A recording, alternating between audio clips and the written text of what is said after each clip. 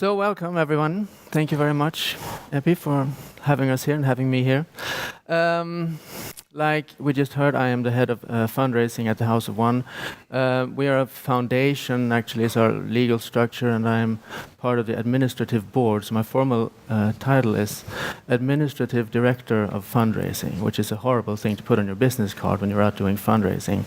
I'm pretty much anything you want of fundraising at the House of One, because I'm the only one doing full-time fundraising. So, thinking about today, I was thinking a little bit if I should give you my pitch about why the House of One is a great thing, or if I should tell you more about the fundraising and how we go about doing it and how we go about gathering a crowd for this idea. I'll give you a little bit of both, I hope. Essentially what we're doing is that we're building a church, a mosque, and a synagogue united under one roof right in the center of the city of Berlin. In the middle of this house there will be a fourth room, a common room for interaction of people of all faiths or people of no faith at all.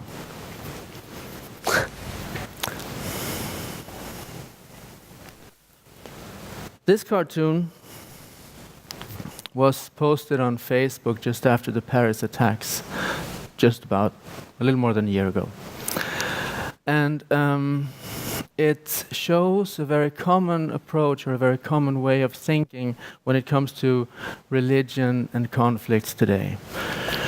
We tend to perceive the road towards peace as stepping away from religion, saying that give us less religion because that will enable us to come together and actually have peace, and as if religion was in some sort of in contrast to music, kisses, life, champagne and joy.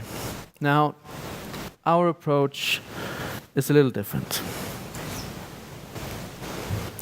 There were some interesting things said yesterday, the keynote, and also this morning about the what and the why.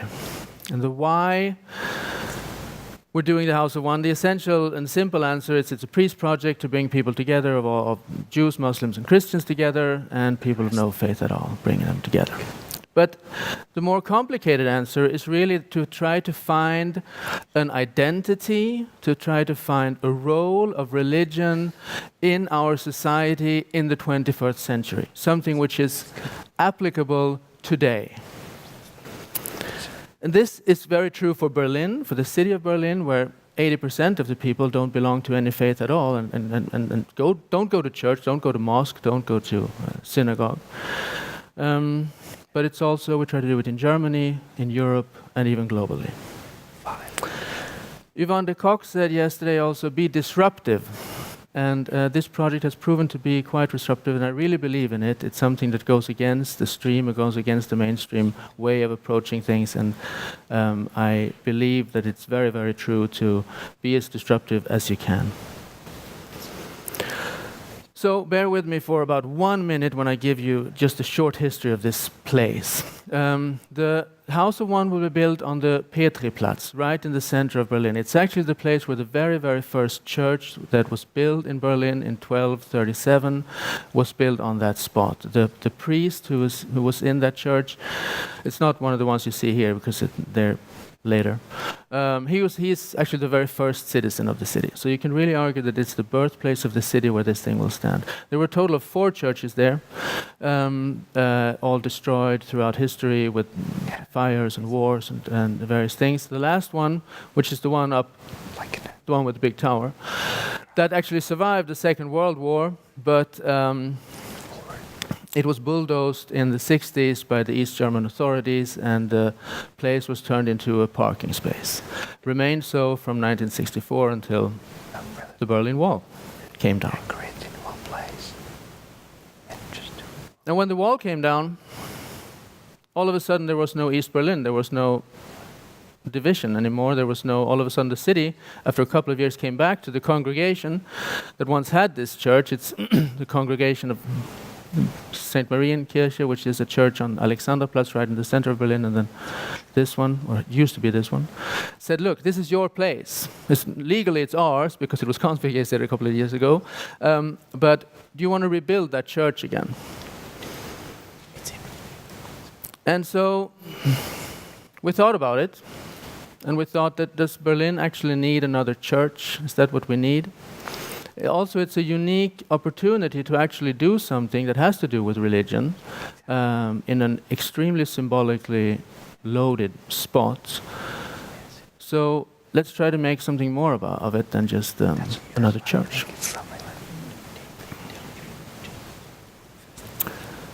So we found partners. You have the priest up on the right, obviously.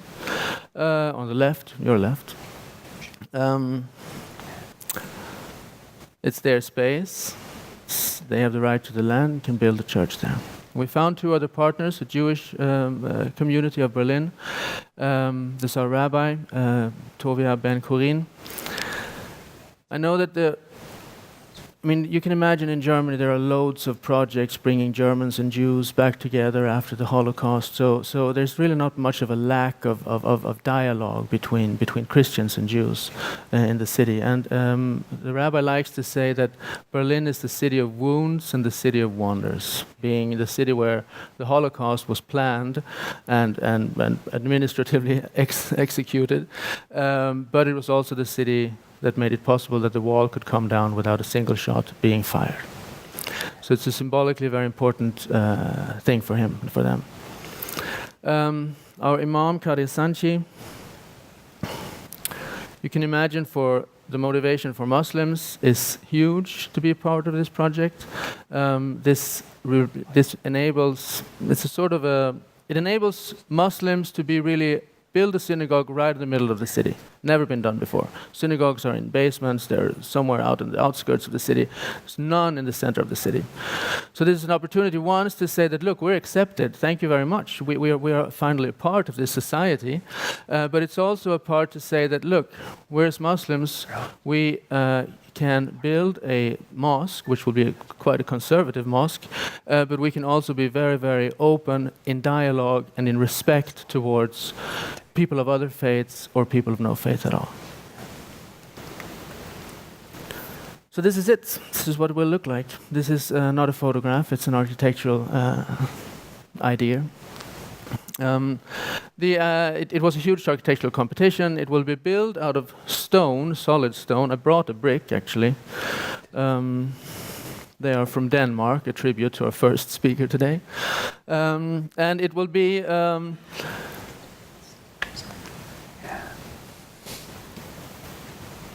the outside is not as interesting as the inside, to be honest. This is the inside. Down on the bottom, we have archaeological exhibitions. It had to be a museum. For the city, it's a very important space to show where this very first church once stood. So you can actually see that. You have the prayer rooms up on this level, all on one level. And up on top, there will actually be a terrace, so you can walk up and you can see, which is very rare. Berlin is completely flat, so it's quite rare to be up somewhere and have a view of the city.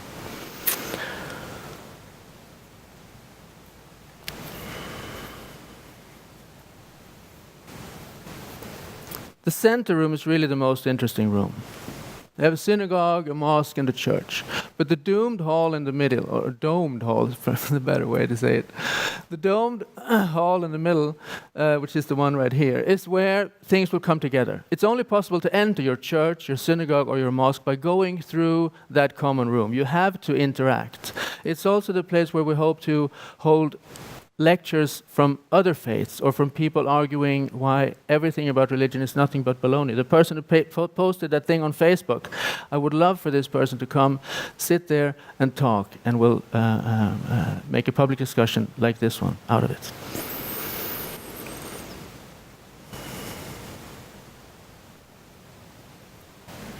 So the brick concept. This is how we do the fundraising very much. We ask people to donate a virtual brick.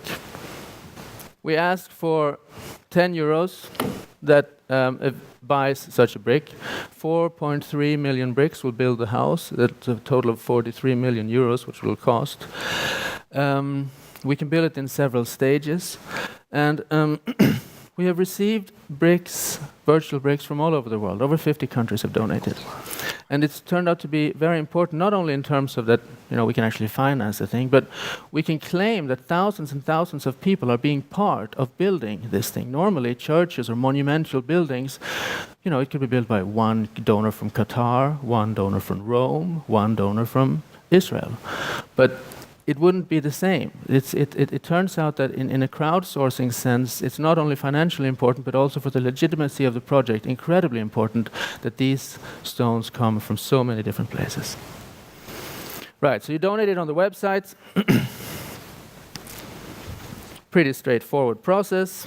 One of the very interesting things is that you can, when you donate a brick, you can also leave a message, and people do this. About half of the people who make a donation, they give a message.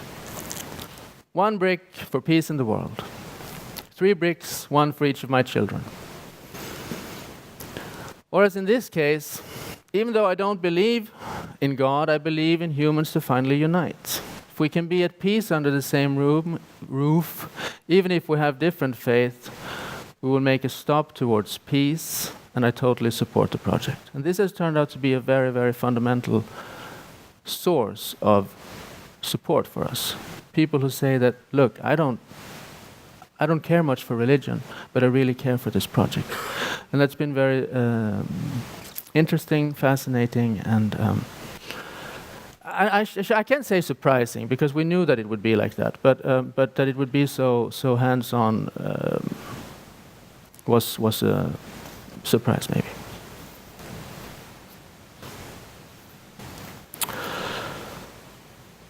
Okay, it says 46 seconds here, so let me just split to the very last slide. That's the House of One. We have partners all over the world. Lots of people come to us and say that, look, we're doing a similar thing. Would you please come and talk to us? Or can we come and visit you in Berlin?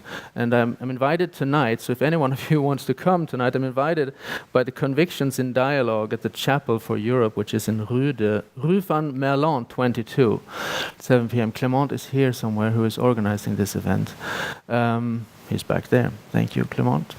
And so if you want to come there and discuss it, we can actually speak, and not only me telling you about it. You're more than welcome, of course. So thank you very, very much. I'm sure we have time for a question if you like, but thank you very, very much for having me. Thank you very, very much for listening to our Dream of the House. Great. Fredrik, thank you very much. What an excellent project. Thank you. Let me click it. Should we open up for a question for Fredrik? Anyone has a question for Fredrik? Gentleman right there. Who's holding the mics? Can you please get to that?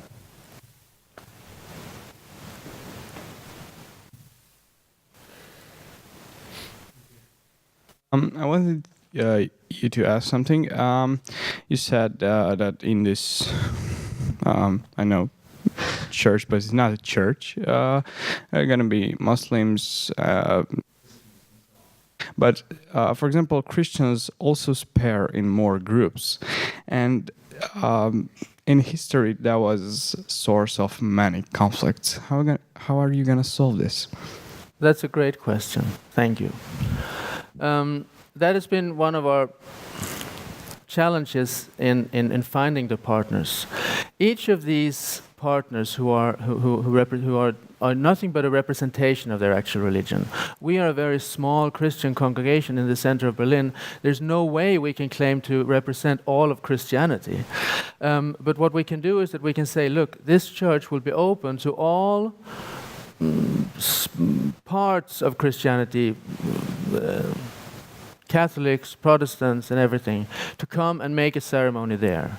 And this was also the case for the Jewish partner, and of course also for the Muslim partner, which turned out very difficult to find somebody who actually said, look, Sunnis and Shiites can come and can both access this mosque and actually use it as a mosque.